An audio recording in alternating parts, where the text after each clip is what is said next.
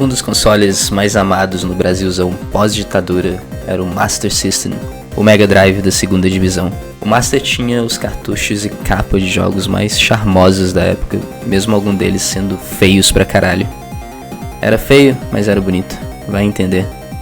Ali, eu joguei um jogo de plataforma ruim, com um bonequinho loiro, bigodudo, baixinho, que se transformava em um gordo gigante e lutava com soldados romanos, pulando em umas construções escuras, cheias de labaredas de fogo e efeitos sonoros irritantes. Era um jogo assustador e sem nenhum contexto me dava calafrios.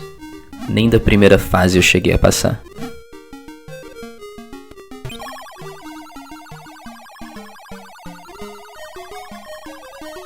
Tempos depois, eu achei na biblioteca da escola algumas edições de Asterix, o Gaviles, e finalmente eu fui entender qual era do baixinho metamorfo que virava um gordola fortão lutando com romanos.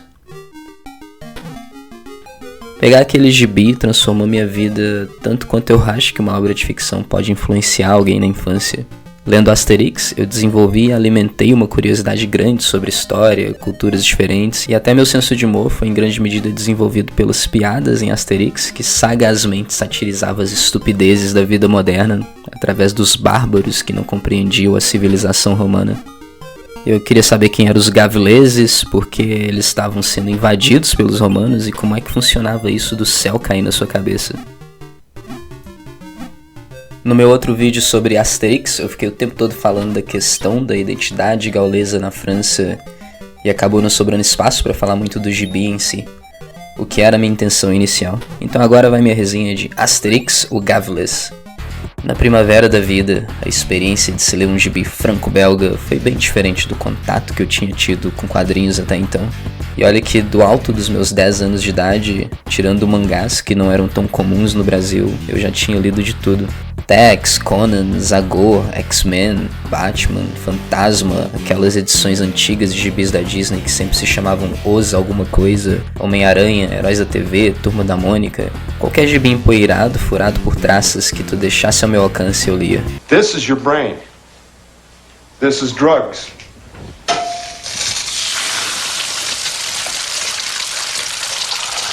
This is your brain on drugs. Any questions? De alguma forma, o Asterix não era como os outros gibis. Tinha um sei lá o que. A arte era meio esquisita, feito por um desenhista daltônico que seguia o estilo da linha clara criada por Hergé em Tintin. Os personagens eram um monte de bigodudos de nariz grande, os temas eram exóticos e a história estava ali a serviço do humor e da tiração de onda com os vários povos ali retratados. Os gauleses salvavam o dia, é verdade, mas sempre de uma forma bem ineficiente e bonachona. A primeira história de Asterix é também uma das mais cruas feitas pelo Goscinny e o Derzo. No entanto, ali já tem boa parte dos elementos que seriam recorrentes nas seguintes. Os romanos com algum plano do Cebolinha, tentando ver se conseguiam derrubar de vez os irredutíveis gauleses, as trapalhadas dos personagens de sempre na aldeiazinha, e alguma incursão de Asterix e Obelix para impedir o plano dos romanos, o que conseguiam muito mais por sorte e malandragem do que qualquer outra coisa. Como os gauleses têm essa trapaça da poção mágica que os torna invencíveis, eles podem se dar ao luxo de se colocar em situações extremamente vulneráveis sem se preocupar tanto. É muito massa a capacidade dos autores de criar histórias interessantes sobre um grupo de aldeões invencíveis, encontrando outras formas de deixar os gauleses à mercê dos artifícios dos romanos, seja sequestrando o druida que faz a poção mágica, espalhando a fofoca, ou simplesmente introduzindo o capitalismo na aldeia gaulesa. Na primeira história de Asterix, intitulada Asterix, o Gaviles, os romanos mandam o soldado Calígula Minus para a aldeia gavilesa para tentar descobrir o segredo da força deles. Um dos acampamentos romanos que cerca a aldeia tem como seu líder o centurião Caius Bonus, que bola o plano de espionagem. Mas muito além de só derrubar os gauleses, ele quer usar a poção mágica para puxar o tapete de César e tomar o lugar dele. Essa propensão dos romanos à trairagem, que fazia parte constante da história de Roma, é retratada em Asterix o tempo todo. Todo romano que tiver a oportunidade vai tentar dar uma facada em César. O espião que se disfarça de gaulês com um bigodão falso acaba sendo usado pelo roteiro para apresentar os elementos do quadrinho e os personagens ao leitor. O Calígula Minos acha os gauleses tão exóticos quanto quem tá lendo o gibi. Os romanos em Asterix muitas vezes representam o normal, o moderno ou civilizado e são usados para tirar onda com a sociedade da época em que o gibi foi feito. O espião, depois de passar um tempo ali na vila, descobre o segredo da força dos gauleses e escapa para contar para o Caius Bonus sobre a poção mágica. Aí os romanos sequestram Panoramix, o druida, para tentar obrigá-lo a fazer para eles a poção mágica. Quando Asterix vai ao acampamento romano procurar o Panoramix, ao invés de tomar a poção ou levar o Obelix lá e descer a porrada em todo mundo e voltar para a aldeia com o druida, como um típico herói fortalhão dos quadrinhos, ele decide dar um tempo ali com o Panoramix para poder se entreter, fazendo soldados romanos de otários até cansarem e voltar para sua aldeia para fazer o tradicional banquete de javali que encerra todas as histórias do Asterix. A lição do gibi é clara: quer zoar com o sistema? Faça a galera que você odeia perder tempo. O objetivo dos gauleses não é tirar os romanos dali, já que eles oferecem entretenimento infinito. Sem os romanos, quem é que eles vão ter pra encher de porrada ou fazer de otário? Vamos antes que eles se recuperem. Vamos agora que eu tava me divertindo! Alto! Recuem! O Asterix e o Obelix tem um X no nome por causa do Vercingetorix, mas não é que todo gaulês tinha nome em X na época.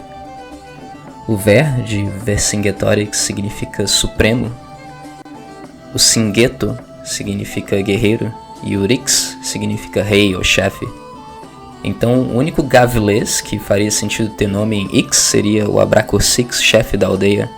A maioria dos gavileses tinham nomes normais, como Galvão ou Breno, mas claro que o X não está em Asterix por motivos de acuracidade histórica. Os autores usavam para poder dar uma zoada e fazer trocadilhos. Asterix vem de asterisco e Obelix vem de obelisco, que é aquele sinalzinho em forma de cruz que aparece às vezes marcando notas de rodapé ou anunciando o ano da morte de alguém. O que faz sentido, já que o Obelix só não matou milhares de romanos na porrada porque o Asterix segue o tratado militar do Pernalonga. Não importa quanta porrada você tome, ali ninguém morre. Nas traduções brasileiras, alguns nomes foram traduzidos para trocadilhos, outros já não. E eu vou pronunciar alguns nomes aqui em francês, mas não preste muita atenção. O bardo, no original, se chamava Assurance to Rix, brincadeira com a frase Assurance to Risk, que significa seguro total para um veículo, por exemplo. Em português, virou Chateau Torix. Age Canonix, o velhote da vila, virou Decanonix ou Veteranix, dependendo da tradução. Ambas brincadeiras com a velheira dele. Alguns nomes como Ordra Alphabetix e seu desafeto, o ferreiro Setautomatix, sofreram mudanças menores, virando Ordem Alphabetix, de ordem alfabética, e Automatix, de automático, respectivamente. Um dos nomes mais difíceis de traduzir, acho que deve ser o do chefe da aldeia, Abraracorsix, que remete à expressão francesa Abraracorsi, que significa abraços curtos. Parte da expressão que significa, perdoem meu francês, descer o cacete em alguém. Li por aí que a remoção de uma sílaba para ficar Abracorsix em português, ao invés de Abraracorsix, foi para fazer alusão a abrir um curso, Abracorsix. E claro, outros nomes como Asterix, Obelix e Panoramix não carecem de tradução. A arte do Derzo no começo do gibi é muito menos redondinha e mais angulosa, como acontece com muitos personagens que vão ficando mais fofinhos ao longo do tempo, como a Mônica ou as Tartarugas Ninja. O Obelix nas primeiras páginas parece muito mais um grandalhão forte do que o gordo afável que viria a ser. Como o gibi era publicado algumas páginas de cada vez na revista Pilota, dá pra ver os personagens indo aos poucos, tomando uma forma mais definida ao longo do primeiro álbum, à medida que o Derzo se acostuma a desenhar os personagens. As primeiras páginas, por exemplo, me dão uma ideia de um povo gaulês um pouco mais realista, ainda que caricato, e até mesmo sombrio. Assim como os gibis da Mônica no Brasil, é comum ver cores diferentes preenchendo o fundo dos quadrinhos, o que eu acho muito legal. Esse primeiro álbum do Asterix foi adaptado para um longa animado em 67, que não é mal, apesar de eu achar que o Asterix funciona muito melhor como quadrinho. Também tem parte da trama adaptada no filme de Asterix e Obelix contra César de 99, que vale o que vale.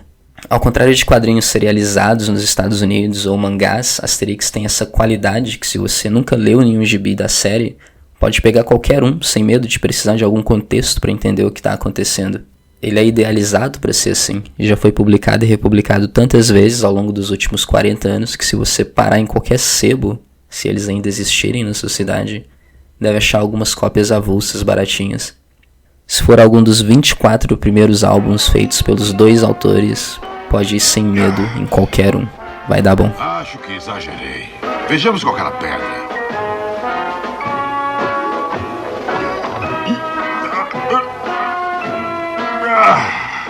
Uma menor. Essa tá. Estou forte! Sou o super-homem! Mas que prodígio!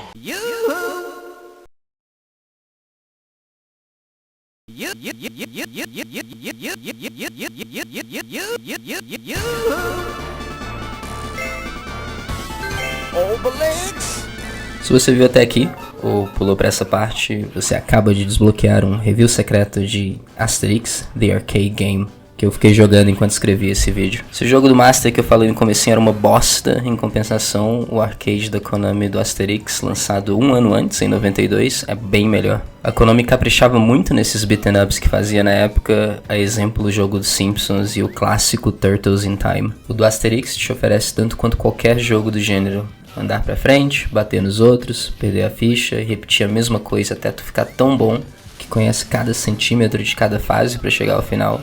Ou simplesmente desistir do jogo e talvez algum dia ver a última fase quando alguém melhor que você aparecer para jogar o jogo no fliperama. O melhor desse jogo são os sprites super bonitos e variados, os personagens têm animações muito no espírito do gibi. O Player 2 fica cochilando se não tiver ninguém jogando com ele, o Asterix e Obelix racham de rir do chefe quando derrotam ele e passam de fase. Os romanos ficam corados quando tu ganha um beijo da Falbalá, e eles também vão embora rastejando depois de derrotados e por aí vai. E qual é a dica pra esse jogo, André? Vai jogar turbinado. Então vamos ver que negócio é esse, vamos lá. Esses beat'em ups pra mim não tem tanta graça jogar fora do arcade, porque tem a mesma emoção do cassino. Tu tá ali tentando fazer valer sua fichinha pra chegar o mais longe possível com a sua moedinha, e o jogo é feito pra você ter que ficar ali gastando o seu troco do pão e depois o dinheiro do pão na raiva. E também nem tinha muita graça pra mim jogar no arcade, porque sempre que eu tinha um dinheirinho pra comprar uma fichinha, ela mal me durava 2 minutos antes de eu morrer pro chefe. Jogando no emulador, você tem fichas infinitas e consequentemente vidas infinitas, então mata essa tensão monetária que esses jogos oferecem. Mas a Konami aqui decidiu ser ainda mais mercenária. Em geral, nos beat'em ups, se você tivesse muito dinheiro e ficasse socando ficha na máquina, você sempre vai conseguir zerar o jogo, mas esse não importa quantas fichas você coloque, só pode continuar o jogo 3 vezes e depois te mandam de volta para a primeira fase. E esse joguinho mequetrefe é cheio de formas sacanas de arrancar sua vida, com buracos, obstáculos impossíveis de desviar, inimigos que te atacam de todos os lados, e até se você ficar parado um pouquinho para dar uma respirada depois de limpar uma tela, o Chateau Torix aparece para cantar e te causar dano musical.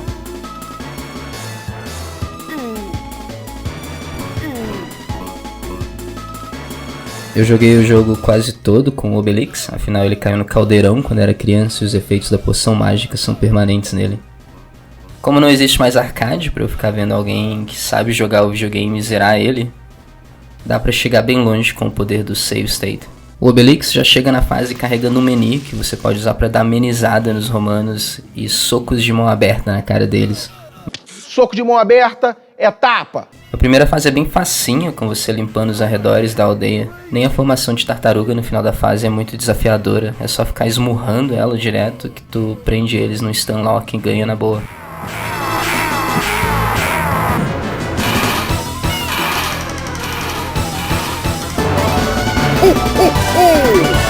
Na transição de uma fase para outra aparecem capas imitando os dos quadrinhos, oferecendo uma mega simplificação do plot dos gibis que fazem referência. A segunda fase é baseada em Asterix e Cleópatra, e aqui o bagulho já fica bem mais difícil. Além da chuva de inimigos e esse cara irritante no cavalo, essa fase tem esse redemoinho que fica te perseguindo, e que se você tiver agarrado a algum inimigo, ele vai te arrancando a vida, assim como o chefe que fica jogando raios em você.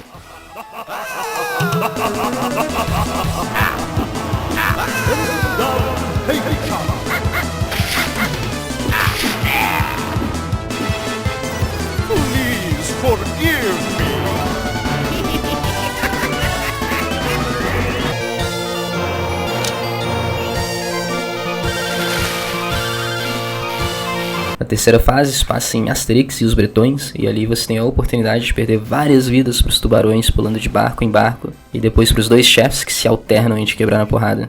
Alguém em algum fliperama, em algum lugar, já sentiu muito ódio desse jogo, mas ao menos no bônus você pode extravasar dando uma zoada nos piratas.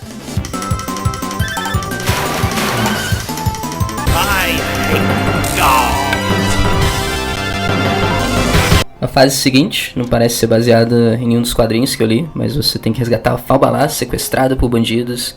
E é uma fase menos interessante, parece que tá ali só pra arrancar a ficha da galera em uma sessão que você fica morrendo em um carro descendo trilhas em uma montanha.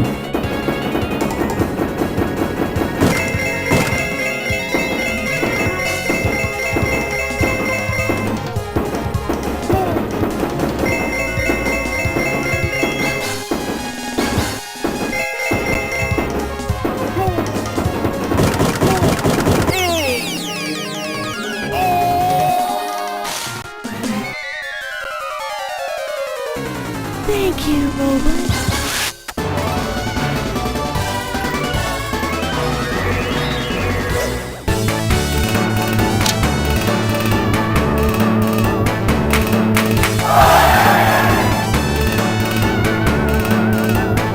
Depois eles vão pra Espanha, com direito aos moinhos de vento do Don Quixote no fundo e um touro pra você descer a porrada no final. You like to fight?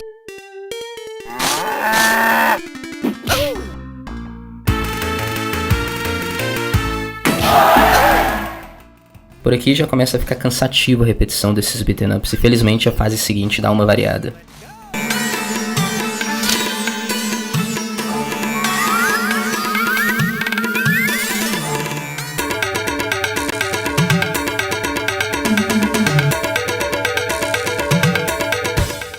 Inspirada nas 1001 Horas de Asterix, essa fase te mete num tapete voador atacado por trovões em que tu tem que ficar comendo galinha pra sobreviver. Mas no pânico de tentar fugir dos raios e do fogo, sempre acaba caindo fora do tapete e perdendo uma vida.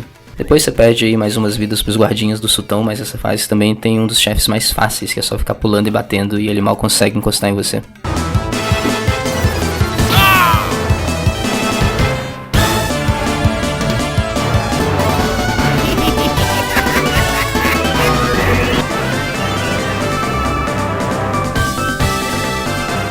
Finalmente, na última fase, você vai até Roma, encher mais romanos de porrada e tem um boss rush no final. E qual é a dica pra esse jogo, André? Vai jogar turbinado. You're next! Try and punch me! Do you like to fight?